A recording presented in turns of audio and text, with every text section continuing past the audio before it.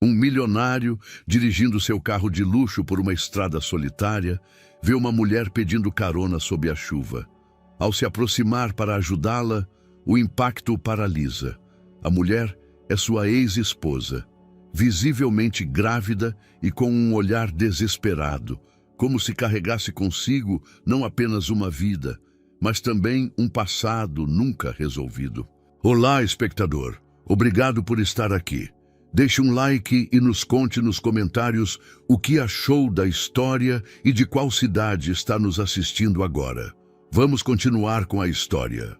O sol escaldante de Minas Gerais se erguia majestoso sobre os campos dourados que se estendiam até onde a vista alcançava, pintando a paisagem com tons ocres e âmbar que pareciam fundir-se com o céu límpido.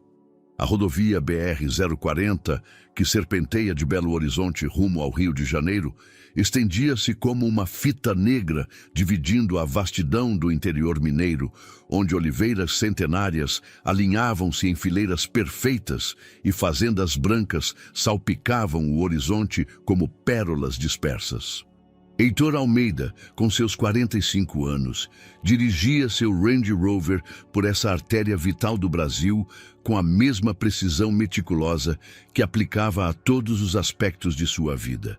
Suas mãos, calejadas por anos de trabalho árduo antes de alcançar o sucesso, agarravam o volante com a confiança de quem havia transformado uma pequena vinícola familiar em Bento Gonçalves, em um dos impérios vitivinícolas mais respeitados do país. O aroma sutil de sua colônia se misturava com o couro fino do interior do veículo, criando uma bolha de luxo que o separava do mundo exterior. Seu terno de linho italiano, impecavelmente cortado, não mostrava uma única ruga apesar das 2 horas de viagem. Cada detalhe de sua aparência falava de um homem que havia aprendido a valorizar a perfeição, desde o relógio suíço que adornava seu pulso, até os sapatos de couro florentino que pisavam os pedais com autoridade. Contudo, por trás dessa fachada polida, seus olhos cor-de-mel traíam uma vigilância constante, resultado de traições passadas que haviam cinzelado sua alma com a mesma paciência que o vento erode as rochas. A reunião que o esperava no Rio de Janeiro poderia multiplicar sua fortuna de maneira exponencial. 3 anos de negociações cuidadosas haviam levado a esse momento crucial. Um consórcio internacional estava interessado em adquirir uma participação majoritária na Vinícola Almeida. Uma transação que não só consolidaria sua posição no mercado global, mas também validaria décadas de sacrifício e ambição. A proposta sobre sua maleta de couro representava mais que números. Era a culminação de um sonho que havia começado nos vinhedos poeirentos de sua infância, quando ajudava seu avô a colher uvas sob o sol abrasador de setembro. Seu telefone celular, conectado ao sistema do veículo, havia permanecido em silêncio durante a viagem, uma bênção incomum em sua vida hiperconectada. Heitor havia aprendido a valorizar esses momentos de solidão, esses intervalos onde podia ouvir seus próprios pensamentos sem a interferência constante de funcionários, assessores e concorrentes. A música clássica que emanava das caixas de som premium criava uma trilha sonora perfeita para suas reflexões, as notas de Villa-Lobos elevando-se e caindo como as colinas que bordejavam a estrada. Mas abaixo da superfície desse sucesso aparente, escondia-se uma solidão que havia crescido como uma sombra desde seu divórcio. Beatriz havia sido mais que sua esposa. Fora sua confidente, sua crítica mais honesta e, paradoxalmente, a traição mais dolorosa de sua vida. A lembrança daquela tarde devastadora, quando descobriu a verdade sobre suas infidelidades, ainda podia despertar nele uma mistura tóxica de raiva e melancolia. 3 anos depois, ele havia aprendido a conviver com essa ferida, mas nunca havia cicatrizado completamente. Sua natureza desconfiada, forjada nas brasas dessa experiência, havia se tornado uma armadura que raramente tirava. Cada novo relacionamento, cada sociedade comercial, cada amizade era filtrada através do prisma daquela traição inicial. Contudo, aqueles que conseguiam traspassar essas defesas descobriam um homem de generosidade genuína, capaz de atos de bondade que contrastavam dramaticamente com sua reputação de empresário implacável. A paisagem começou a mudar gradualmente enquanto se aproximava do litoral fluminense. Os oliveiras deram lugar a campos de cana-de-açúcar que ondulavam como um mar verde sob a brisa matutina. Vilas históricas se erguiam nas colinas, suas muralhas de pedra e torres de igrejas contando histórias de séculos passados. Essa era a Brasil que Heitor amava profundamente, eterna, resiliente, bela em sua simplicidade. Aqui, nessas estradas que haviam sido testemunhas de indígenas, portugueses e outros povos, ele se sentia conectado a algo maior que suas ambições pessoais. Consultou seu relógio, 10h30 da manhã. Chegaria ao Rio de Janeiro com tempo suficiente para almoçar sozinho, rever mais uma vez os documentos e preparar-se mentalmente para a reunião mais importante de sua carreira. Os advogados já estariam revisando os contratos, os contadores verificando os números pela última vez. Tudo estava em ordem, como sempre. Heitor Almeida não deixava nada ao acaso. Contudo, enquanto os arranha-céus do Rio de Janeiro começavam a delinear-se no horizonte, ele não conseguia se livrar da sensação de que algo estava prestes a mudar. Era uma intuição que havia aprendido a não ignorar, um sexto sentido desenvolvido durante anos de navegação nas águas turvas dos negócios. O destino, essa força invisível que havia guiado sua vida desde os vinhedos de sua juventude até as salas de reuniões da atualidade, tinha uma forma peculiar de intervir nos momentos mais inesperados. A estrada se estendia à sua frente, reta e promissora, levando-o a um futuro que acreditava ter completamente sob controle. Mas nas curvas do destino, nos meandros do tempo, esperava uma surpresa que mudaria não só aquela jornada, mas o rumo completo de sua existência cuidadosamente ordenada. A BR-040 estendia-se monótona sob o sol cada vez mais intenso quando Heitor avistou uma figura solitária no acostamento.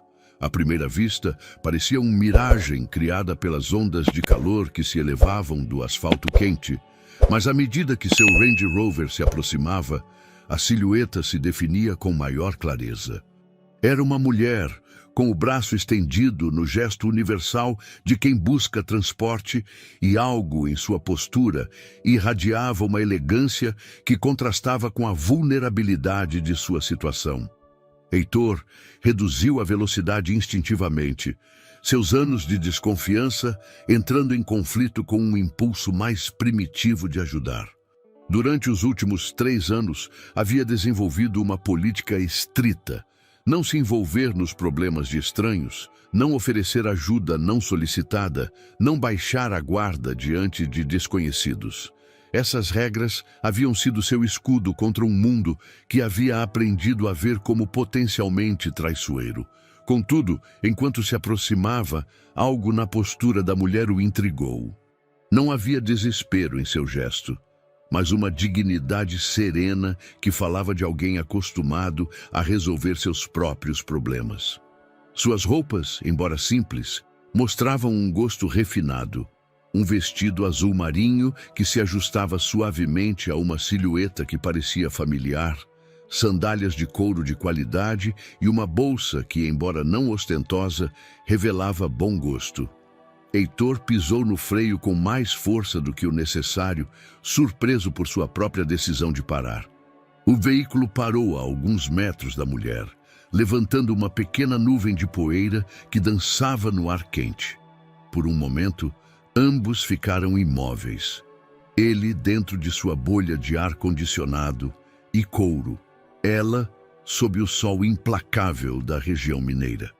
Quando a mulher começou a caminhar em direção ao automóvel, o mundo de Heitor parou. O coração lhe deu um salto que lhe recordou sensações que acreditava ter enterrado para sempre. Era Beatriz. Sua ex-esposa Beatriz, mas não a mulher que havia deixado 3 anos atrás. Essa versão dela mostrava os efeitos do tempo e, mais notavelmente, as curvas suaves de uma gravidez avançada que transformava completamente sua silhueta. Seus olhos se encontraram através do para-brisa, e naquele momento, 3 anos de raiva cuidadosamente cultivada se misturaram com uma surpresa que o deixou sem fôlego. Beatriz parou a meio passo, seu rosto refletindo o mesmo choque que ele sentia. Seus lábios se entreabriram como se fosse dizer algo, mas nenhum som emergiu. O sol criava um halo dourado em torno de seus cabelos castanhos, que agora ela usava mais compridos do que ele se lembrava. Heitor abaixou o vidro lentamente, sentindo como o ar quente invadia o interior refrigerado de seu veículo. O aroma familiar dos campos secos se misturava à sua confusão, criando um momento surreal, onde o passado e o presente colidiam com a força de um acidente inevitável. "Heitor", murmurou Beatriz, sua voz carregando o peso de anos de silêncio entre eles. Sua mão pousou instintivamente sobre seu ventre proeminente, um gesto protetor que não passou despercebido por ele. "Beatriz", respondeu ele, sua voz mais rouca do que pretendia. As palavras que havia ensaiado mentalmente durante anos para esse encontro hipotético desvaneceram-se como fumaça. Em seu lugar, restou apenas a realidade crua de se encontrar cara a cara com a mulher que havia sido seu maior amor e sua maior decepção. O silêncio se estendeu entre eles, carregado de história não resolvida e perguntas não formuladas. O calor do meio-dia parecia intensificar-se, criando um ambiente claustrofóbico que contrastava com a vastidão da paisagem circundante. Os campos de cana-de-açúcar ondulavam com uma brisa leve, mas na bolha de tensão que os rodeava, o ar parecia completamente imóvel. "Você precisa", começou Heitor, mas as palavras lhe travaram na garganta.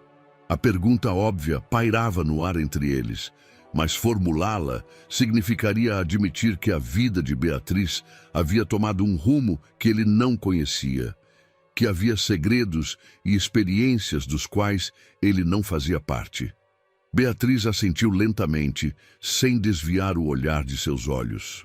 Em seu rosto, Heitor pôde ler uma mistura complexa de orgulho ferido, necessidade genuína e algo que poderia ter sido alívio de ver um rosto familiar em meio à sua evidente dificuldade. O interior do Range Rover havia se tornado um microcosmo de tensão palpável. Beatriz acomodou-se no banco do passageiro com a delicadeza de quem leva uma vida preciosa em seu interior, enquanto Heitor mantinha as mãos firmemente agarradas ao volante, como se este fosse sua âncora em um mar de emoções encontradas. O ar-condicionado zumbia suavemente, mas não conseguia dissipar a eletricidade que crepitava entre eles. "Para onde você vai?", perguntou Heitor, sua voz adotando o tom profissional que havia aperfeiçoado nas salas de reuniões, uma máscara de cortesia que ocultava o tumulto interior. "Rio de Janeiro", respondeu Beatriz, ajustando o cinto de segurança sobre seu ventre. "Tenho um compromisso com um médico." Sua voz quebrou levemente no final, revelando uma vulnerabilidade que contrastava com a mulher independente e feroz que ele lembrava. Heitor retomou a marcha, os pneus sussurrando contra o asfalto quente. Os campos mineiros se estendiam aos 2 lados da estrada, mas sua atenção estava dividida entre a direção e a presença da mulher que jurara não ver novamente. O perfume de Beatriz, mais sutil do que o que costumava usar, se misturava com o aroma de couro do veículo, criando uma sinfonia olfativa que despertava lembranças que preferia manter enterradas. "Quanto tempo?", começou Heitor, mas parou, inseguro de como formular a pergunta sem soar invasivo. 6 meses e meio, respondeu Beatriz, antecipando sua consulta. Suas mãos se entrelaçaram sobre o colo, e Heitor notou que ela não usava mais alianças, nem mesmo o simples aro de prata que costumava usar no dedo anelar. É uma menina. O silêncio que se seguiu foi denso como o azeite de oliva que se produzia nas terras de sua infância. Heitor processou a informação, cada palavra de Beatriz adicionando novas camadas de complexidade a uma situação que já desafiava sua compreensão. Uma menina. Beatriz ia ser mãe, e ele se perguntava quem seria o pai, embora uma parte dele temesse conhecer a resposta. O pai, tentou perguntar, mas Beatriz o interrompeu com um gesto de mão. Não está no quadro, disse com uma firmeza que soava ensaiada. Quando ele descobriu que eu tinha perdido todo o meu dinheiro, decidiu que não tinha mais interesse no compromisso. Sua risada foi amarga, como o café que Heitor tomava nas manhãs solitárias de seus últimos anos. Heitor sentiu uma mistura confusa de satisfação e pena. Satisfação porque o karma havia alcançado Beatriz de uma maneira que ele nunca teria conseguido orquestrar. E pena porque, apesar de tudo, não desejava vê-la sofrer. Essa dualidade o inquietava mais que qualquer decisão de negócios que tivesse enfrentado. Você perdeu? Perguntou, genuinamente surpreso. A Beatriz que ele conhecia era meticulosa com as finanças. Uma arquiteta bem-sucedida que havia construído sua própria fortuna com a mesma determinação que ele havia empregado em seu império vitivinícola. Tudo, admitiu Beatriz, sua voz apenas um sussurro. Investi em um projeto de desenvolvimento imobiliário em São Paulo. Os sócios se mostraram golpistas e, quando tudo desabou, me levei junto não só minhas economias, mas também as de vários clientes que confiaram em mim. Seus olhos se encheram de lágrimas que se recusou a derramar. Perdi meu apartamento, meu escritório, minha reputação, tudo. Heitor sentiu como se tivesse recebido um golpe no estômago. Apesar de seu ressentimento, nunca havia desejado a ruína total para Beatriz. A mulher que se sentava ao seu lado era uma sombra da arquiteta confiante e ambiciosa que ele havia conhecido, e essa transformação o perturbava mais do que estava disposto a admitir. E agora? Perguntou, sua voz mais suave que antes. Agora vivo dia a dia, respondeu Beatriz, olhando pela janela para os campos que se estendiam infinitamente. Tenho um quarto alugado nos arredores do Rio de Janeiro. Trabalho como freelancer quando consigo encontrar projetos pequenos e tento economizar o suficiente para quando a bebê nascer. Sua mão deslizou protetoramente sobre seu ventre. Não é a vida que planejei, mas é a que tenho. Heitor se viu admirando a força de Beatriz, mesmo enquanto lutava contra o impulso de ajudá-la. Sua natureza generosa, a mesma que havia tentado suprimir depois do divórcio, começava a despertar como uma planta que encontra água depois de uma seca prolongada. Mas sua desconfiança, forjada nas brasas da traição, lhe sussurrava advertências sobre os perigos de confiar novamente. A estrada se estendia à frente deles, e a cada quilômetro que avançavam rumo ao Rio de Janeiro, Heitor sentia que se afastava da vida ordenada e previsível que havia construído tão cuidadosamente. O destino, com seu cruel senso de humor, havia colocado Beatriz em seu caminho no momento exato em que ele acreditava ter controle total sobre seu futuro. As torres de vidro e aço do Rio de Janeiro começaram a se perfilar no horizonte quando Heitor tomou uma decisão que contravinha anos de autopreservação cuidadosamente cultivada. Sua reunião com o consórcio internacional estava marcada para as 3 da tarde, e embora cada fibra de seu ser empresarial lhe gritasse para se concentrar naquele momento crucial de sua carreira, ele não conseguia ignorar a situação da mulher que viajava ao seu lado.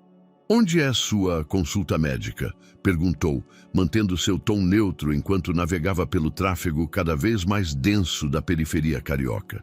"No Hospital Samaritano", respondeu Beatriz, consultando um papel amassado que tirou de sua bolsa. às 11h30. Olhou para o relógio do painel e acrescentou com um sorriso tenso: chegamos bem na hora. Heitor conhecia bem aquele hospital. Estivera lá vários anos atrás, quando seu pai sofrera o infarto que finalmente o levara. Os corredores intermináveis, o cheiro de desinfetante, as conversas sussurradas de familiares preocupados. Tudo isso fazia parte de suas lembranças mais dolorosas. Mas o que mais o perturbava era a ideia de deixar Beatriz sozinha naquele labirinto de burocracia médica.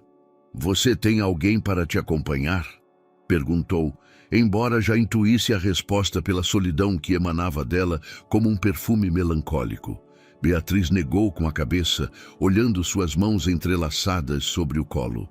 "Minha irmã Sofia mora em Brasília e desde que perdi o dinheiro, digamos que nossas conversas se tornaram mais distantes."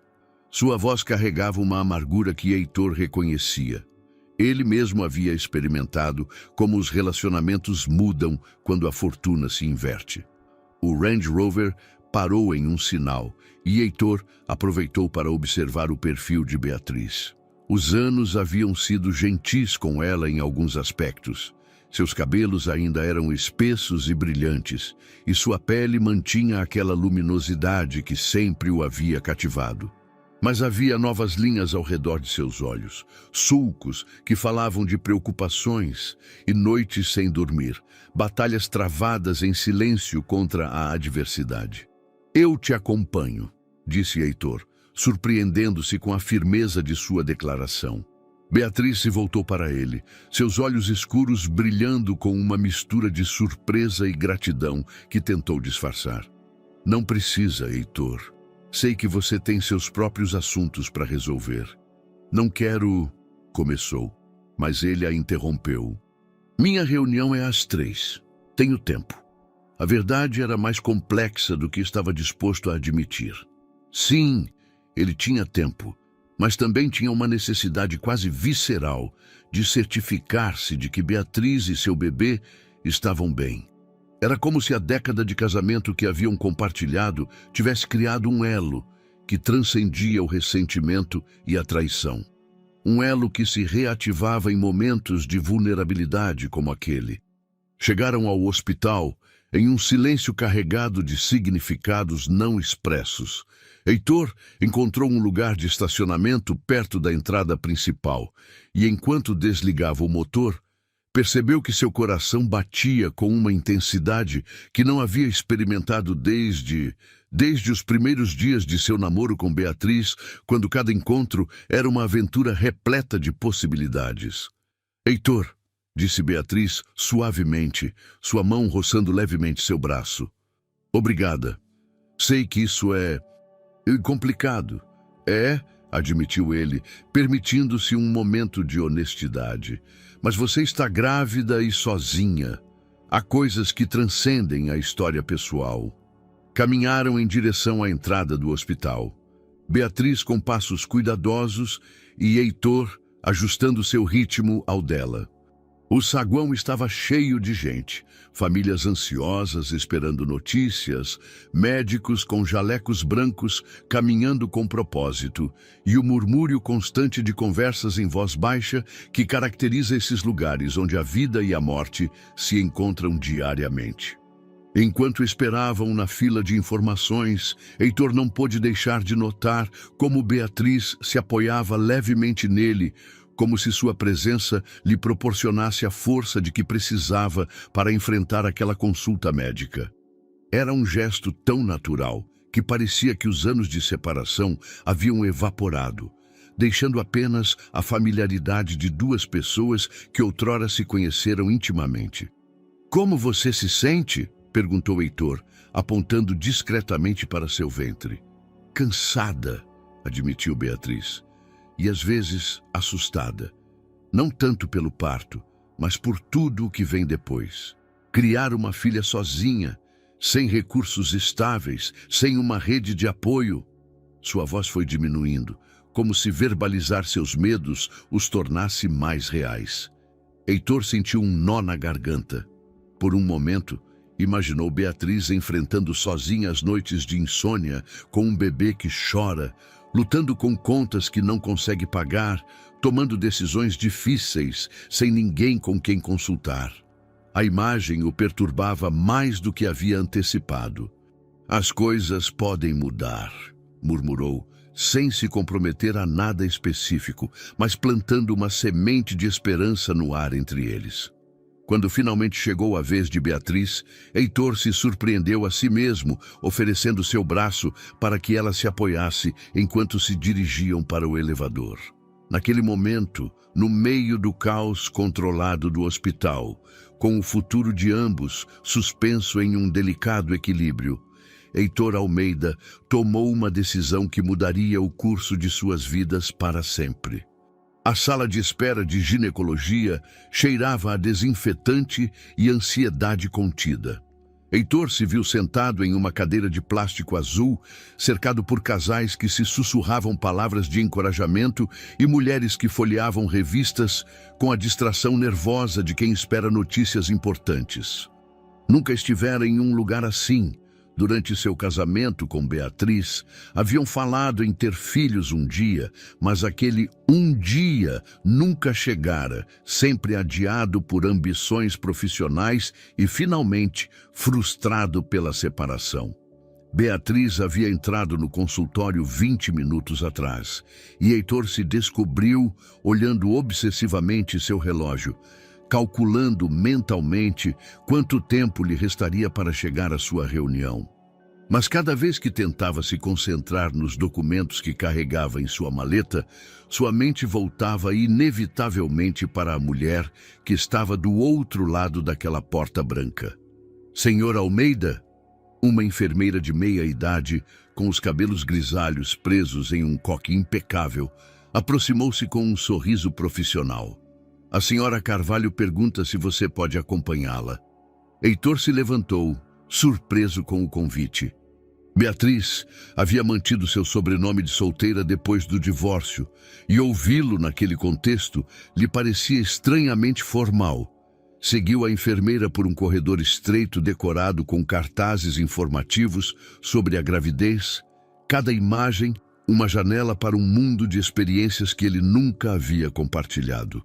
O consultório era pequeno, mas aconchegante, com uma janela que dava para um jardim interior, onde as roseiras floresciam, apesar do calor do verão carioca. Beatriz estava deitada em uma maca, com o abdômen exposto e uma substância gelatinosa aplicada sobre sua pele. O monitor de ultrassom emitia um som rítmico que Heitor levou um momento para reconhecer como os batimentos cardíacos de um bebê. Aí está, disse a médica, uma mulher jovem com óculos de armação vermelha, que apontava para a tela com evidente entusiasmo. Vê esta forma aqui? É a cabeça. E aqui estão as mãozinhas. Heitor se aproximou involuntariamente, fascinado pelas imagens borradas que gradualmente ganham sentido em seus olhos. Era como decifrar um código secreto escrito em tons de cinza e preto. De repente, ele conseguiu distinguir o perfil de um rosto minúsculo, a curva de uma coluna vertebral e algo que parecia ser um punho cerrado. Tudo parece perfeito, continuou a médica. O crescimento está adequado para as 27 semanas. Os órgãos estão se desenvolvendo normalmente e os níveis de líquido amniótico são ideais. Virou-se para Beatriz com um sorriso reconfortante. Você tem se cuidado bem. Heitor notou como os ombros de Beatriz se relaxaram visivelmente diante daquelas palavras. Durante as últimas semanas, provavelmente ela havia se torturado com preocupações sobre se sua situação econômica e emocional estava afetando seu bebê. Ver aquela tensão desaparecer de seu rosto lhe provocou uma sensação estranha no peito, como se uma porta fechada durante anos tivesse se entreaberto. Querem ouvir os batimentos cardíacos? Perguntou a médica, ajustando os controles do aparelho. O som encheu a sala, um galope rápido e constante que falava de vida nova, de possibilidades infinitas, de futuros não escritos. Heitor se viu prendendo a respiração, como se respirar pudesse interromper aquele momento sagrado. Beatriz tinha os olhos fechados e uma lágrima solitária deslizou por sua bochecha. "É lindo", murmurou Heitor, sem perceber que havia falado em voz alta até que tanto Beatriz quanto a médica o olharam. "É sua primeira filha?", perguntou a médica, assumindo naturalmente que Heitor era o pai. "Não, eu..." começou Heitor, mas Beatriz o interrompeu suavemente. "É meu ex-marido", explicou Beatriz. "Teve a gentileza de me acompanhar hoje." A médica assentiu profissionalmente sem demonstrar surpresa. Em sua linha de trabalho, provavelmente havia visto todo tipo de configurações familiares. "Que sortuda por ter apoio em um momento como este", comentou enquanto limpava o gel do abdômen de Beatriz. Enquanto Beatriz se vestia atrás de um biombo, Heitor ficou olhando para a tela já apagada do monitor.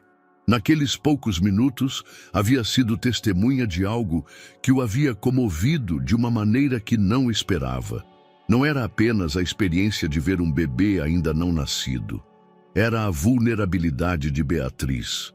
A maneira como ela havia confiado nele o suficiente para convidá-lo para aquele momento íntimo.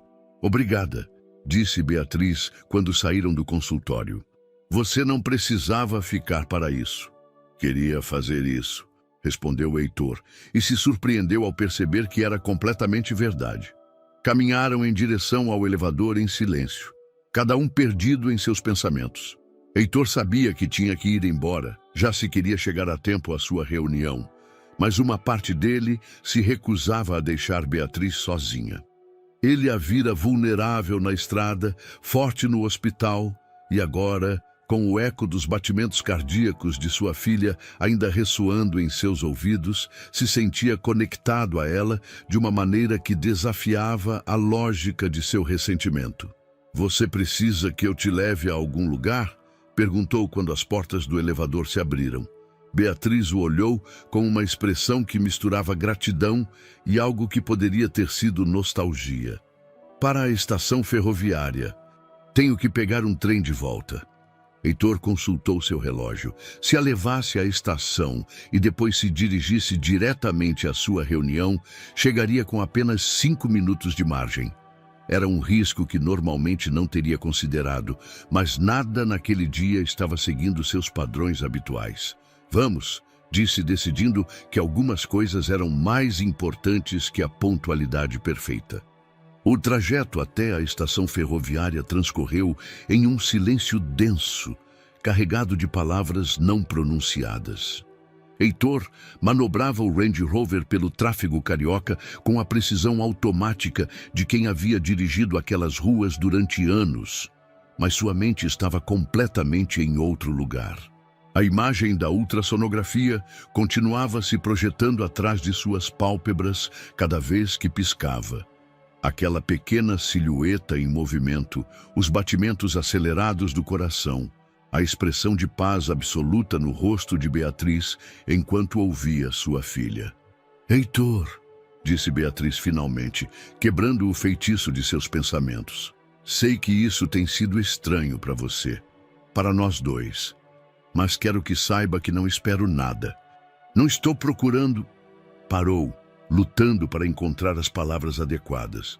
"Caridade", completou Heitor, com mais dureza do que pretendia. Beatriz se encolheu como se tivesse recebido uma bofetada. "Compreensão", ia dizer, apenas compreensão. Heitor se sentiu imediatamente culpado por seu tom. Os anos de ressentimento haviam criado reflexos defensivos que se ativavam automaticamente. Mas Beatriz não merecia sua crueldade. Não naquele dia, não depois do que acabaram de compartilhar. "Desculpe", murmurou. "É que tudo isso é inesperado." "Eu sei", respondeu Beatriz, sua voz suave como veludo. "Para mim também." Chegaram à estação quando o sol do meio-dia transformava o prédio de vidro e aço em um forno brilhante. Heitor estacionou na área de carga e descarga, sabendo que teria apenas alguns minutos antes de chegar o guincho. Beatriz começou a desabotoar o cinto de segurança, mas ele estendeu uma mão para detê-la. Espere, disse, sua voz carregada de uma decisão que se estava formando em tempo real. Tenho uma proposta para te fazer. Beatriz ficou imóvel, seus olhos buscando os dele com uma mistura de curiosidade e cautela. Tenho uma casa em Campos do Jordão, continuou Heitor, as palavras saindo antes que sua mente racional pudesse censurá-las. É grande, é cercada por vinhedos e tem vista para a serra. Fica vazia a maior parte do tempo. Só vou nos fins de semana ocasionalmente. Fez uma pausa, reunindo coragem para a parte mais difícil. Você poderia ficar lá até a menina nascer, até você se estabilizar. O silêncio que se seguiu foi ensurdecedor. Beatriz o olhou como se ele tivesse começado a falar em uma língua estrangeira, seu rosto mostrando uma sucessão de emoções: surpresa, confusão, esperança e, finalmente, uma tristeza que parecia vir do mais profundo de seu ser. Por quê? Perguntou finalmente. Depois de tudo o que aconteceu entre nós, por que faria isso? Heitor passou a mão pelos cabelos, sentindo o peso da própria confusão. Sinceramente, não sei ao certo. Talvez porque te ver assim, grávida e lutando sozinha. Me lembre que antes de ser minha ex-esposa que me traiu, você foi Cecília, a mulher de quem me apaixonei. A que sonhava em construir casas que desafiassem a gravidade e que chorava assistindo a filmes românticos. Cecília fechou os olhos e Heitor viu suas defesas ruírem como castelos de areia sob as ondas. Não consigo aceitar, murmurou. Seria muito complicado para nós dois. Tudo já é complicado, respondeu Heitor. Mas ao menos assim sua filha nasceria em um lugar seguro, com ar puro e sem as preocupações de pagar aluguel ou contas de luz. Ele conseguia ver a batalha interna no rosto de Cecília.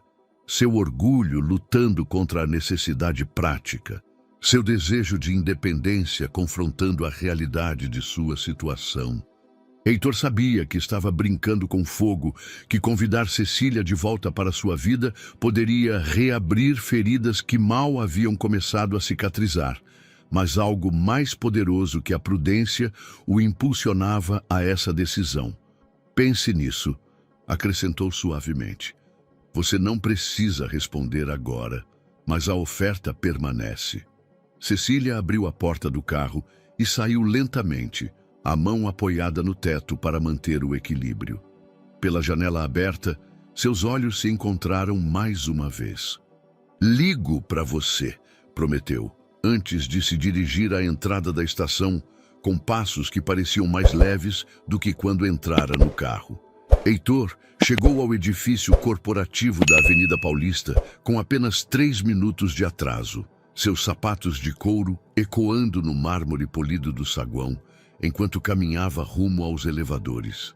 O reflexo que o aço inoxidável das portas lhe devolvia mostrava um homem aparentemente composto, terno impecável, cabelo perfeitamente penteado, maleta de couro na mão direita, mas seus olhos, esses espelhos da alma que ele havia aprendido a controlar em anos de negociações implacáveis, traíam a tempestade interior que seu encontro matutino havia desencadeado. A sala de reuniões ocupava todo o 42º andar, com janelas que ofereciam uma vista panorâmica de São Paulo que se estendia até a Serra do Mar. Em volta da mesa de mogno, sentavam-se os representantes do consórcio internacional. Executivos de terno escuro, cujos sorrisos profissionais não chegavam aos olhos. Advogados com pastas repletas de documentos legais e consultores financeiros armados com calculadoras e projeções que reduziam anos de trabalho a números em planilhas. Senhor Almeida, cumprimentou Klaus Richter, o diretor executivo do consórcio alemão, estendendo uma mão firme e fria como aço. Esperamos com interesse esta apresentação. Seus números preliminares foram impressionantes. Heitor sorriu com a confiança que havia aperfeiçoado durante décadas, mas enquanto abria sua maleta e retirava os documentos que poderiam mudar sua vida, não conseguia parar de pensar em Cecília, esperando um trem na Estação da Luz, carregando em seu ventre uma vida que dependia completamente da bondade de estranhos. A apresentação começou como todas as que ele havia feito antes. Cifras de produção, análise de mercado, projeções de crescimento, estratégias de expansão internacional. Heitor falava com a fluidez de quem conhece seu negócio até o último detalhe. Cada palavra calculada para impressionar, cada gráfico projetado para seduzir os investidores. Vinícolas Almeida não era apenas uma empresa, era um legado, uma história de sucesso que começara com seu bisavô, plantando as primeiras videiras nas colinas de Bento Gonçalves. Nosso Merlot de reserva ganhou 5 medalhas de ouro em competições internacionais, explicava Heitor, apontando para um slide que mostrava garrafas elegantes com rótulos dourados. E nosso programa de sustentabilidade reduziu a pegada de carbono em 30% nos últimos 3 anos. Mas enquanto falava de barricas de carvalho francês e processos de fermentação controlada, sua mente continuava voltando à imagem de Cecília, acariciando o ventre no consultório médico. As batidas do coração da bebê pareciam ecoar na sala de reuniões, um contraponto vital às discussões sobre margens de lucro e cotas de mercado. A oferta que colocamos sobre a mesa, continuou Richter quando Heitor terminou sua apresentação, representa uma avaliação de 120 milhões de reais por 60% da empresa. Isso inclui todas as instalações de produção, os vinhedos, a marca registrada e, é claro, os contratos de distribuição existentes. Era exatamente a cifra que Heitor esperava, até um pouco mais. Com essa quantia, ele poderia expandir-se para mercados asiáticos, modernizar completamente as instalações de produção e assegurar o futuro das vinícolas Almeida para as próximas gerações. Era tudo pelo que ele havia trabalhado durante os últimos 5 anos. Precisaremos de acesso completo aos seus livros contábeis, acrescentou a advogada do consórcio, uma mulher de meia idade com óculos de armação metálica que falava com a precisão de um cirurgião. Due diligence completa, auditória independente de todas as operações e, claro, transferência gradual do controle operacional durante um período de 18 meses.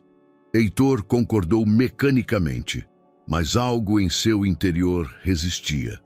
Não era medo do escrutínio financeiro, seus livros estavam impecáveis. Era algo mais profundo, uma sensação de que ao assinar aqueles documentos, estaria entregando não apenas uma empresa, mas uma parte essencial de si mesmo. Qual seria o cronograma? Se perguntou Heitor, ganhando tempo enquanto sua mente processava não apenas os aspectos financeiros, mas as implicações emocionais da decisão. Poderíamos fechar em 6 semanas, respondeu Richter. Nossa equipe jurídica já revisou a documentação preliminar. Só precisamos de sua confirmação para prosseguir com os contratos definitivos. 6 semanas. Em 6 semanas, Cecília teria tomado uma decisão sobre sua oferta. Em 6 semanas, ele saberia se iria fazer parte, mesmo que tangencialmente, da vida daquela menina que havia ouvido bater naquela manhã.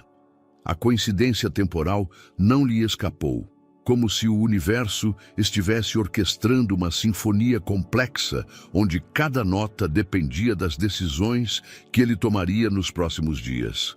Senhores, disse Heitor finalmente, surpreendendo a todos na sala, inclusive a si mesmo. Preciso de tempo para considerar todos os aspectos desta proposta. É uma decisão que mudará não apenas minha empresa, mas minha vida. O silêncio que se seguiu foi tenso. No mundo das altas finanças, hesitar era sinal de fraqueza. E Heitor sabia que estava arriscando não apenas essa oferta, mas sua reputação como negociador decisivo. Claro, disse Richter finalmente, embora seu sorriso tivesse perdido alguns graus de calor. Mas esperamos que compreenda que ofertas como esta não permanecem abertas indefinidamente. O mercado é volátil e nossos investidores esperam decisões rápidas. Heitor recolheu seus documentos com movimentos deliberados, consciente de que acabara de mudar as regras de um jogo que vinha jogando durante décadas. Ao sair da sala de reuniões, não se dirigiu à sua sala como faria normalmente. Em vez disso, caminhou até seu carro, com um destino em mente que o surpreendia até a ele. Gramado, onde poderia pensar com clareza entre os vinhedos que haviam sido testemunhas de 4 gerações de decisões familiares. A estrada serpenteava rumo a Gramado como uma cicatriz prateada, cortando a pele dourada da Serra Gaúcha. Heitor dirigiu por 3 horas em um estado de meditação móvel, deixando que a paisagem cambiante lavasse a tensão acumulada do dia. São Paulo havia desvanecido no retrovisor, junto com as torres de vidro, os ternos de R$1.000 e as conversas onde cada palavra tinha um preço calculado em reais e centavos. Ali, onde os olivais centenários se estendiam como um mar verde prateado sob o sol da tarde, Heitor conseguia respirar com a profundidade que lhe faltara durante meses. O ar que entrava pelas janelas abertas cheirava a alecrim, a terra quente e a essa essência indefinível que só se encontra nos lugares onde o tempo se move mais lentamente. A casa apareceu ao final de uma estrada de cascalho, ladeada por ciprestes que se erguiam como sentinelas verdes. Era uma construção do século XVIII que Heitor havia restaurado meticulosamente durante 5 anos, respeitando cada detalhe, cada azulejo, cada viga de madeira que resistira séculos de verões abrasadores e invernos úmidos. As paredes caiadas brilhavam com o dourado do entardecer, e as buganvílias que subiam pelas paredes explodiam em cascatas de magenta e violeta. Iracema, a mulher que cuidava da propriedade, saiu para recebê-lo com o sorriso caloroso de quem conhece uma família durante gerações. Era uma mulher de 60 e poucos anos, com o cabelo grisalho preso em um coque simples e as mãos calejadas por uma vida de trabalho honesto. Seu Heitor, disse, enxugando as mãos no avental. Não esperávamos vê-lo antes do próximo fim de semana. Decisão de última hora, Iracema, respondeu Heitor, beijando suas bochechas com o afeto genuíno que reservava para as poucas pessoas em quem confiava completamente. Como estão os vinhedos? Lindos, respondeu ela, gesticulando em direção às fileiras ordenadas de videiras que se estendiam pelas encostas. A uva vai ser excepcional este ano. Seu Raimundo diz que será uma das melhores colheitas que já viu. Heitor concordou, sentindo como a tranquilidade do lugar começava a infiltrar-se em seus ossos tensos. Raimundo era o capataz dos vinhedos, um homem que havia herdado o conhecimento da terra de seu pai e seu avô, e cujo instinto para as uvas era mais preciso que qualquer análise científica. Iracema, disse Heitor depois de um momento, quero perguntar algo. Hipoteticamente, se alguém precisasse ficar aqui por alguns meses, seria possível? Os olhos escuros de Iracema se iluminaram com curiosidade, mas ela era muito discreta para fazer perguntas diretas. Claro, seu Heitor. A casa tem 5 quartos e todos estão prontos para receber hóspedes. Precisaria de algum tipo de cuidado especial. Talvez, respondeu Heitor, escolhendo cuidadosamente suas palavras, uma mulher grávida. Precisaria de tranquilidade, boa comida e... Ele parou, percebendo que estava descrevendo exatamente o que Cecília precisava, sem tê-lo formulado conscientemente antes. Ah, murmurou Iracema, e Heitor pôde ver a compreensão brilhando em seus olhos. Uma mulher grávida precisa de muitas coisas. Ar puro, refeições regulares, descanso e, acima de tudo, paz de espírito. Aqui ela teria tudo isso. Heitor caminhou até a varanda que dava para os vinhedos, onde uma mesa de ferro forjado esperava sob a sombra de uma parreira centenária. Dali, ele podia ver o vale se estendendo até as montanhas distantes, onde Gramado se erguia em seu cenário idílico como um ninho de águia. O silêncio era absoluto, quebrado apenas pelo canto ocasional dos pássaros e pelo sussurro suave do vento entre as folhas. Seu celular vibrou, interrompendo a paz. Era uma mensagem de texto de um número que ele reconheceu imediatamente. Cecília. Pensei na sua oferta. Podemos conversar amanhã? Heitor contemplou a mensagem por vários minutos, consciente de que sua resposta mudaria o curso dos eventos.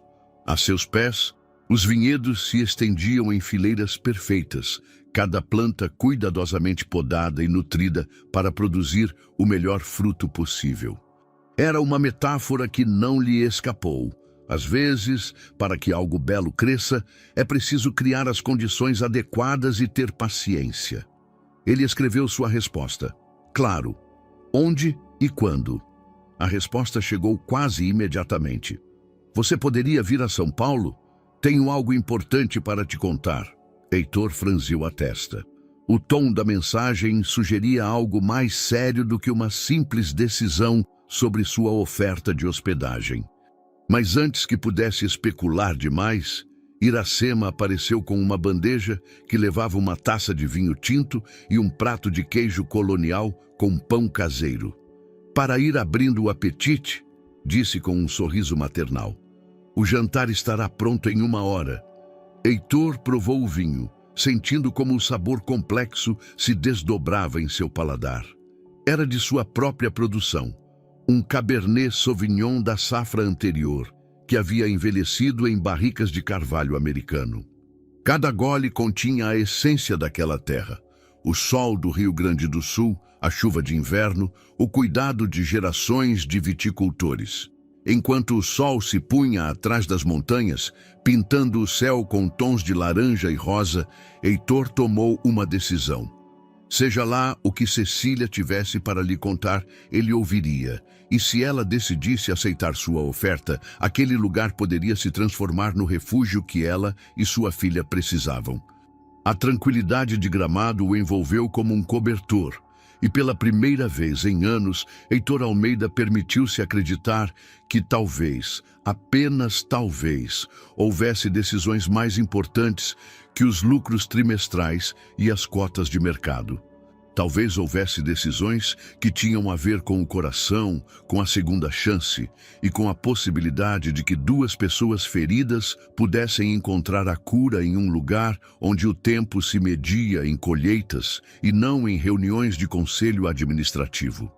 O café onde eles haviam combinado se encontrar estava localizado no bairro de Vila Madalena, um daqueles lugares boêmios, com paredes de tijolo aparente e fotografias em preto e branco, que contavam histórias de um São Paulo mais íntimo.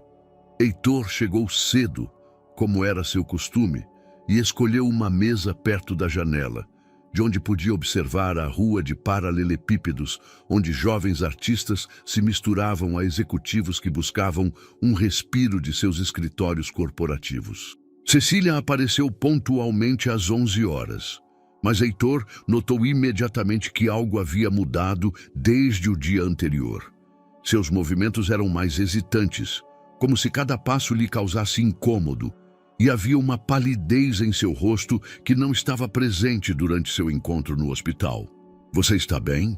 Perguntou Heitor, levantando-se para ajudá-la a sentar. — Essa é exatamente a razão pela qual eu queria te ver, respondeu Cecília, aceitando sua ajuda com uma gratidão que a fazia parecer mais vulnerável do que ele a lembrava. Ontem à tarde, depois que você me deixou na estação, comecei a ter contrações. Heitor sentiu como se o mundo tivesse parado bruscamente. Contrações? Com 27 semanas? Contrações de Braxton Hicks, segundo o médico do pronto-socorro, explicou Cecília, percebendo o alarme em sua voz. Contrações falsas, mas fortes o suficiente para me assustar. me mantiveram em observação a noite toda.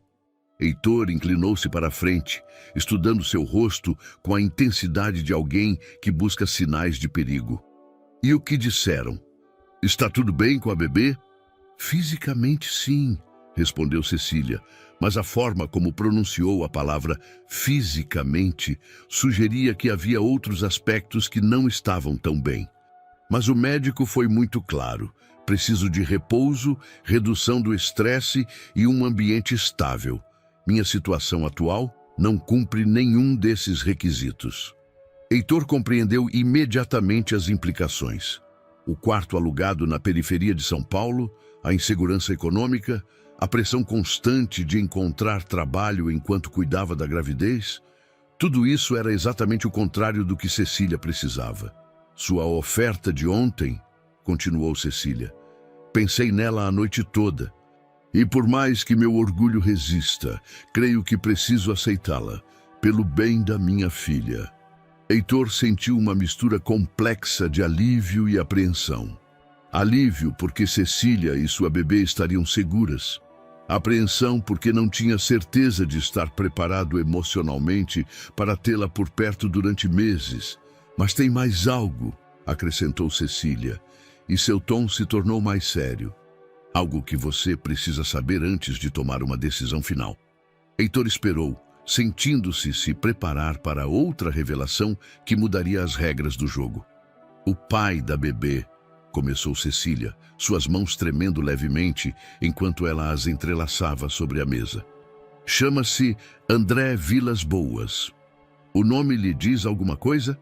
Heitor franziu a testa, vasculhando sua memória. O nome lhe era familiar, mas ele não conseguia colocá-lo exatamente. André Vilas Boas e Associados, acrescentou Cecília, empreendimentos imobiliários. Então Heitor se lembrou, e a lembrança chegou como um soco no estômago.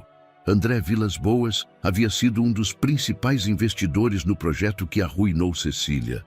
Mais que isso, havia sido o homem que manipulou os números, que criou a fraude que não apenas havia destruído a carreira de Cecília, mas também as economias de vários de seus clientes. Cecília, murmurou Heitor, você está me dizendo que o pai de sua filha é o homem que te enganou? Não só isso, respondeu Cecília, e agora as lágrimas escorriam livremente por suas bochechas. Me apaixonei por ele enquanto trabalhávamos juntos no projeto. Acreditava que éramos sócios, que estávamos construindo algo juntos. Quando descobri que estava grávida, contei imediatamente. Foi aí que ele confessou que tudo fora uma mentira. O projeto, nossos sentimentos, tudo. Heitor sentiu uma raiva fria crescendo em seu peito. Não era apenas por Cecília, embora vê-la sofrer, despertasse nele instintos protetores que ele acreditava ter enterrado. Era pela crueldade calculada de alguém que havia brincado não apenas com o dinheiro de Cecília, mas com seu coração. Onde ele está agora? Perguntou Heitor, sua voz perigosamente controlada. Não sei, admitiu Cecília. Desapareceu quando a fraude foi descoberta. Mas, Heitor, eu precisava que você soubesse disso antes de me oferecer sua ajuda. Se André aparecer, se tentar reivindicar direitos sobre a bebê ou me causar mais problemas, ele não se aproximará de você. Interrompeu Heitor, surpreso pela veemência de suas próprias palavras. Dou minha palavra. Cecília olhou para ele com uma expressão de gratidão misturada com algo que poderia ser esperança. Naquele momento, Heitor percebeu que sua decisão já estava tomada e que tinha muito pouco a ver com generosidade e muito a ver com uma necessidade primitiva de proteger aquela mulher e sua filha não nascida de um mundo que havia se mostrado cruel e implacável. 3 dias depois, o Range Rover de Heitor subia pela estrada sinuosa, rumo a Gramado, carregando as poucas posses que Cecília havia conseguido conservar depois de sua ruína financeira. Uma mala de tecido desgastado, uma caixa com livros de arquitetura, algumas fotografias familiares e sua prancheta portátil. tudo o que restava de uma vida que um dia havia sido próspera e estável. Cecília viajava em silêncio, a mão pousada protetoramente sobre seu ventre, enquanto observava a paisagem gaúcha se desdobrar diante deles. Os olivais prateados sob o sol do meio-dia, as casas de madeira enfileiradas e o ar que cheirava a alecrim e tomilho criavam uma sensação de paz que não sentia havia meses. "Como você se sente?" perguntou Heitor, percebendo que Cecília havia fechado os olhos e parecia mais relaxada do que nos últimos dias em São Paulo. "Melhor", admitiu ela. "É estranho, mas desde que deixamos a cidade, as contrações cessaram completamente. É como se meu corpo soubesse que finalmente estamos indo para um lugar seguro." Heitor sentiu uma satisfação inesperada ao ouvir aquelas palavras. Durante os últimos 3 dias, ele havia estado organizando meticulosamente a chegada de Cecília a Gramado. Havia falado com seu médico particular em Porto Alegre para garantir a continuidade em seu pré-natal, havia instruído Iracema para preparar o quarto mais ensolarado da casa e havia até mesmo contatado uma parteira local, conhecida por sua experiência com gestações de alto risco. "Iracema está animada para conhecê-la", comentou Heitor enquanto contornava uma curva fechada. Quando contei que vinha uma mulher grávida, ela imediatamente começou a planejar cardápios especiais e a reorganizar a casa para que você ficasse mais confortável. Cecília sorriu pela primeira vez em dias. "Parece uma mulher maravilhosa. Há muito tempo ela trabalha para você? Sua família cuida daquela propriedade há gerações", explicou Heitor. "Seu bisavô trabalhava para o dono original, seu avô continuou com a tradição, e Iracema praticamente me criou quando eu era criança e passava os verões lá com meus avós." A casa apareceu diante deles como uma visão de um conto de fadas gaúcho, com suas paredes caiadas brilhando sob o sol e as buganvílias criando cascatas de cor que pareciam derramar-se do céu. Cecília prendeu a respiração ao ver a beleza do lugar. Os vinhedos que se estendiam até onde a vista alcançava, os ciprestes centenários que guardavam a entrada como sentinelas e a varanda que oferecia vistas panorâmicas do vale. "Heitor", murmurou, "é absolutamente lindo." Iracema saiu para recebê-los antes que o motor tivesse esfriado, enxugando as mãos em seu avental e com um sorriso que iluminou todo o seu rosto enrugado por anos de sorrisos semelhantes. "Bem-vinda, querida", exclamou, abraçando Cecília com o carinho instintivo de uma mãe. "Preparei o quarto azul para você, o que tem as melhores vistas e mais ventilação. E cozinhei um saboroso caldo de abóbora, que é perfeito para o frio e muito nutritivo para a bebê." Heitor observou a interação entre as duas mulheres com um calor inesperado no peito. Cecília, que havia estado tão tensa e retraída durante os últimos dias, começou a relaxar visivelmente sob a atenção maternal de Iracema. "Quando você espera a pequena?", perguntou Iracema, guiando Cecília para dentro da casa enquanto Heitor cuidava da bagagem. "Em dezembro", respondeu Cecília, "embora o médico diga que com o estresse que eu tive, pode ser antes." "Bobagem", declarou Iracema com a autoridade de quem havia ajudado a trazer ao mundo meia dúzia de bebês na cidade. "Aqui, com ar puro, boa comida e paz, essa menina vai esperar até o momento perfeito. Você vai ver." Heitor seguiu as mulheres para o interior da casa, carregando a mala de Cecília e sentindo-se estranhamente como se estivesse voltando para casa depois de uma longa viagem. A casa cheirava a jasmim e a cera de abelha que Iracema usava para polir os móveis de madeira, aromas que imediatamente transportaram Heitor à sua infância. "Seu quarto é ao final do corredor", explicou a Cecília, apontando para a escada de madeira que levava ao segundo andar. "Tem varanda privativa, banheiro completo e está longe o suficiente do meu quarto para que você tenha toda a privacidade que precisar." Cecília concordou, Mas Heitor detectou um brilho de algo em seus olhos, talvez gratidão misturada com uma vulnerabilidade que o comoveu mais do que esperava. Heitor, disse suavemente, não sei como agradecer por isso. Sei que não foi fácil para você, considerando nossa história. Todos merecemos uma segunda chance, respondeu Heitor, surpreso com suas próprias palavras. Especialmente quando há uma vida inocente envolvida. Enquanto Iracema levava Cecília para mostrar seu novo quarto, Heitor ficou no vestíbulo, ouvindo suas vozes se afastarem escada acima. Pela primeira vez em anos, a casa não se sentia como um refúgio solitário, mas sim como um lar esperando ser preenchido com vida e propósito. A primeira semana em Gramado transcorreu com uma tranquilidade que Cecília não experimentava havia meses. Suas manhãs começavam com o canto dos pássaros que aninhavam nas buganvílias, e suas tardes terminavam na varanda, onde o aroma dos jasmins se misturava à brisa fresca que descia das montanhas. Heitor havia estabelecido uma rotina que lhes permitia coexistir sem incômodo. Ele trabalhava em seu escritório durante as manhãs, atendendo ligações de negócios, enquanto Cecília descansava ou lia no jardim. Foi durante a segunda semana, quando Cecília, explorando a biblioteca da casa em busca de algo para ler, tropeçou em uma caixa de documentos antigos que mudaria tudo. A caixa estava mal colocada em uma prateleira alta, e quando ela a alcançou, os papéis se espalharam pelo chão como folhas secas no outono. "Precisa de ajuda?" perguntou Heitor, aparecendo na porta do escritório ao ouvir o barulho. "Desculpe."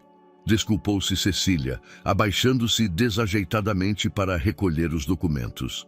"E estava procurando algo para ler e..."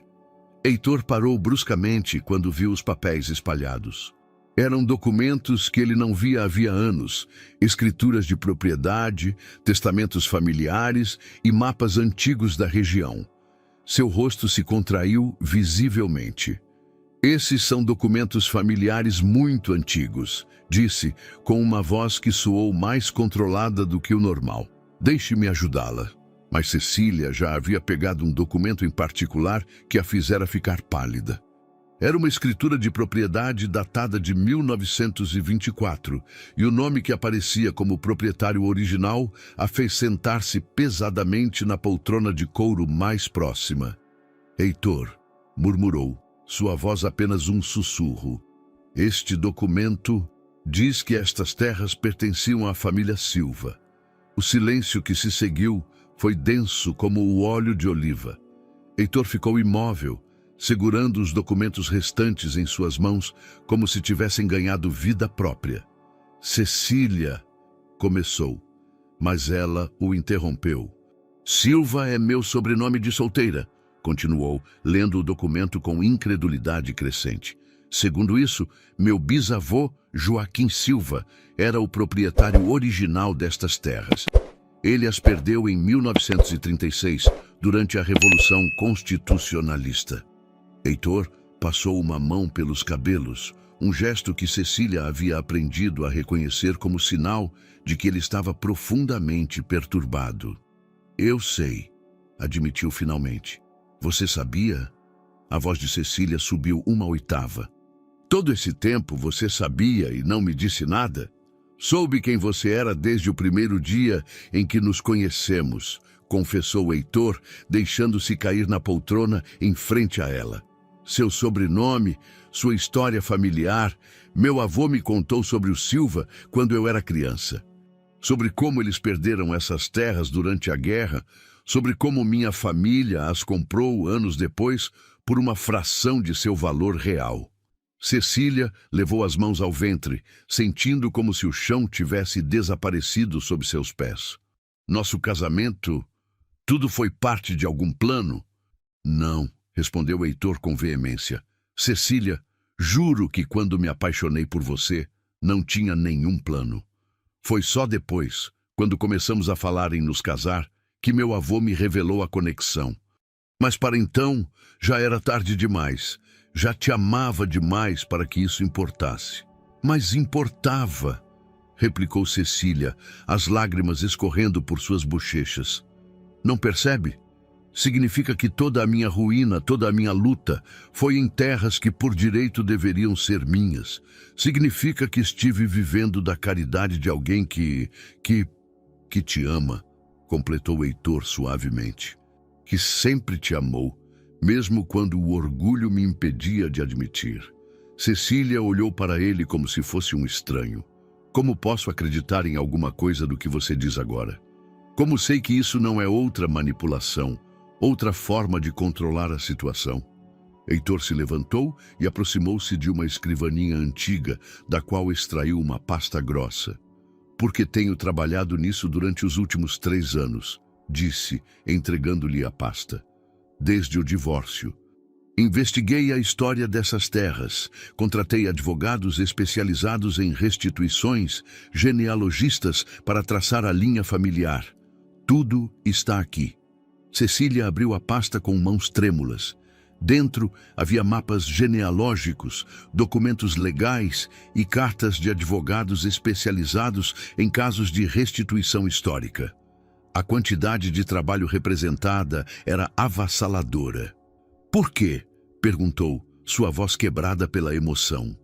Porque não conseguia viver sabendo que minha fortuna foi construída sobre a desgraça de sua família, respondeu Heitor. Porque mesmo depois que tudo desabou entre nós, eu sabia que isso era o certo. Isadora fechou a pasta e olhou-o fixamente. E agora? O que tudo isso significa? Significa, disse Eduardo, que legalmente, moralmente, uma parte significativa dessas terras te pertence. E significa que fui um covarde por não te dizer antes. O silêncio se estendeu entre eles, carregado de revelações que mudavam não só o presente, mas também a compreensão do passado. Isadora levantou-se lentamente, segurando os documentos contra o peito, como se fossem um salva-vidas em um mar tempestuoso. Preciso de tempo para processar isso, murmurou, dirigindo-se à porta. Isadora, chamou Eduardo. Seja o que for que decida fazer com essa informação, quero que saiba que minha oferta de ajuda não tinha nada a ver com isso. Te ajudo porque ainda me importo, porque sua filha me importa. Isadora parou na soleira sem se virar. Já não sei mais em que acreditar, Eduardo. Já não sei mais nada. 3 dias depois da revelação, uma tempestade de verão se abateu sobre Petrópolis com a fúria dos deuses antigos. Os raios rasgavam o céu noturno como veias prateadas, enquanto o vento uivava entre os eucaliptos com uma intensidade que fazia tremer as janelas centenárias da casa. Isadora não dirigira a palavra a Eduardo desde a descoberta dos documentos, comendo suas refeições em silêncio e retirando-se para seu quarto cedo todas as noites. Eduardo estava em seu escritório, fingindo revisar correspondências, enquanto na realidade escutava cada movimento de Isadora no andar de cima. O estrondo de um trovão particularmente forte o fez sobressaltar, e foi então que ouviu o grito. Era um som que lhe gelou o sangue, agudo, cheio de dor e terror. Eduardo subiu as escadas de 3 em 3, encontrando Isadora em pé ao lado de sua cama, agarrando-se à moldura enquanto seu rosto se contorcia em uma careta de dor. Isadora, o que foi? Perguntou correndo em direção a ela. Contrações, conseguiu dizer entre os dentes cerrados. Mas essas são diferentes, mais fortes. Eduardo sentiu como se o mundo tivesse entrado em câmera lenta. Isadora estava apenas com 30 semanas de gravidez. Era muito cedo. Há quanto tempo estão assim? Começaram há 1 hora, admitiu Isadora. E Eduardo percebeu que ela havia estado sofrendo em silêncio, provavelmente por orgulho. Pensei que parariam, mas estão piorando. Outra contração a atingiu. E desta vez, Isadora não conseguiu conter um gemido de dor.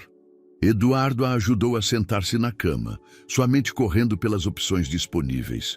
O hospital mais próximo ficava a 40 minutos de distância em condições normais, mas com a tempestade. Marinalva! Gritou Eduardo, e a mulher apareceu na porta em questão de segundos, como se estivesse esperando o chamado. Já liguei para o Dr. Pereira, anunciou Marinalva com a eficiência de alguém que havia vivido muitas emergências. Mas as estradas estão inundadas. Ele não consegue chegar até que a tempestade passe. E o hospital? Perguntou Eduardo, embora já conhecesse a resposta. Impossível, confirmou Marinalva. Os rios transbordaram, estamos isolados até amanhã. Isadora agarrou-se ao braço de Eduardo, enquanto outra contração a atravessava. Eduardo, murmurou, estou com medo. Naquele momento, todas as revelações, todos os segredos, toda a história complicada entre eles desvaneceram-se. Só restava isso. Uma mulher que ele havia amado profundamente, enfrentando sozinha o terror de um parto prematuro, enquanto a natureza rugia lá fora como uma besta enfurecida. Você não está sozinha, disse ele, sua voz firme apesar do pânico que sentia. Eu prometo que você não está sozinha.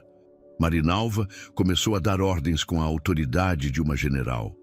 Toalhas limpas, água fervida, os lençóis mais macios da casa.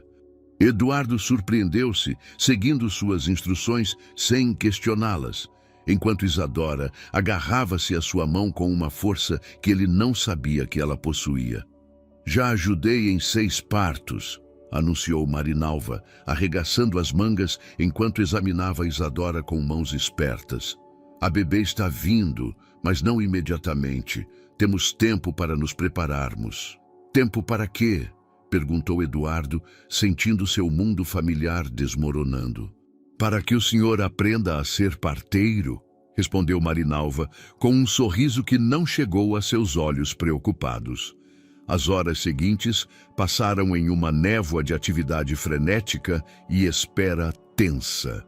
Eduardo encontrou-se segurando a mão de Isadora, sussurrando palavras de encorajamento enquanto ela respirava através das contrações que chegavam cada vez mais frequentes. A tempestade continuava rugindo lá fora, mas dentro do quarto havia sido criada uma bolha de intimidade forçada onde só existiam eles 3 e a vida que lutava para nascer. Eduardo, murmurou Isadora durante uma pausa entre as contrações. Sobre os documentos, sobre as terras. Agora não. Interrompeu-a suavemente. Agora só importa que você e a bebê estejam bem. Mas preciso que saiba, insistiu Isadora, que entendo por que não me disse. Entendo que era complicado. Eduardo sentiu lágrimas queimando seus olhos. Isadora, e preciso que saiba, continuou ela, que apesar de tudo, me sinto segura aqui, com você. Me sinto em casa. Outra contração a silenciou, mas suas palavras ficaram pairando no ar como uma absolvição que Eduardo não sabia que precisava. Lá fora, a tempestade começou a diminuir gradualmente, mas dentro do quarto, uma nova vida se preparava para chegar ao mundo em circunstâncias que nenhum deles jamais havia imaginado. O amanhecer chegou com uma calma enganosa após a tempestade. Os primeiros raios de sol filtravam-se pelas cortinas do quarto onde Isadora havia lutado a noite toda, transformando o espaço em uma catedral dourada, onde o sagrado e o mundano haviam se fundido durante as horas mais intensas de suas vidas. E está vindo, anunciou Marinalva com uma mistura de emoção e preocupação profissional. Na próxima contração, preciso que você empurre com tudo o que tiver. Isadora, exausta depois de 12 horas de trabalho de parto, encontrou forças que não sabia que possuía. Eduardo segurava sua mão esquerda enquanto Marinalva guiava o processo com a sabedoria de gerações de mulheres rurais que haviam trazido vida ao mundo sem hospitais nem tecnologia moderna. Consigo ver a cabeça, murmurou Eduardo com espanto reverencial, sua voz quebrada pela emoção. Durante toda a noite, ele havia sido testemunha da força primordial de Isadora, de sua capacidade de enfrentar a dor mais intensa com uma determinação que o havia deixado sem fôlego. A contração seguinte chegou como uma onda gigantesca e Isadora empurrou com um rugido que parecia vir das profundezas da terra mesma. De repente, o quarto encheu-se com o choro agudo e potente de uma nova vida. "É uma menina!" exclamou Marinalva, segurando em suas mãos expertas uma criatura diminuta, mas perfeitamente formada. "Pequena, mas com pulmões fortes. Escutem esse choro." Eduardo observou com fascinação, misturada a terror, como Marinalva realizava os cuidados imediatos, com movimentos precisos que falavam de experiência real. A bebê, embora prematura, chorava com vigor e movia seus pequenos punhos como se estivesse protestando por ter sido expulsa de seu refúgio quente. "Está bem?" perguntou Isadora, tentando sentar-se para ver sua filha. "Mais que bem", respondeu Marinalva, envolvendo a bebê em um cobertor macio antes de colocá-la sobre o peito de Isadora. "É pequena, mas forte, como sua mãe." Eduardo observou o momento em que Isadora viu sua filha pela primeira vez. A expressão de espanto absoluto que transformou seu rosto fatigado em algo luminoso, quase divino. As lágrimas corriam livremente pelas faces de ambas, enquanto Isadora tocava delicadamente a bochecha diminuta da bebê. "Olá, pequena", murmurou Isadora. "Sou sua mãe." A bebê, como se reconhecesse a voz que havia escutado durante meses, acalmou-se imediatamente e abriu uns olhos escuros que pareciam conter toda a sabedoria do universo. "Como vocês vão chamá-la?" perguntou Marinalva, enquanto organizava as toalhas usadas e verificava que tudo estava em ordem. Isadora olhou para Eduardo, e em seus olhos ele viu algo que não havia estado lá por anos: confiança, gratidão e talvez o começo de algo que se parecia com o amor renovado. "Esperança", disse Isadora finalmente. "Chamar-se-á Esperança." Eduardo sentiu como se tivesse recebido um presente que não merecia. O nome era perfeito. Depois de tanta perda, tanta dor, tanta incerteza, essa pequena vida representava exatamente isso: esperança. "Quer carregá-la?" perguntou Isadora, estendendo a bebê para Eduardo. Por um momento, Eduardo hesitou. Não era sua filha biológica, mas durante as últimas horas ele havia sido testemunha de sua chegada ao mundo.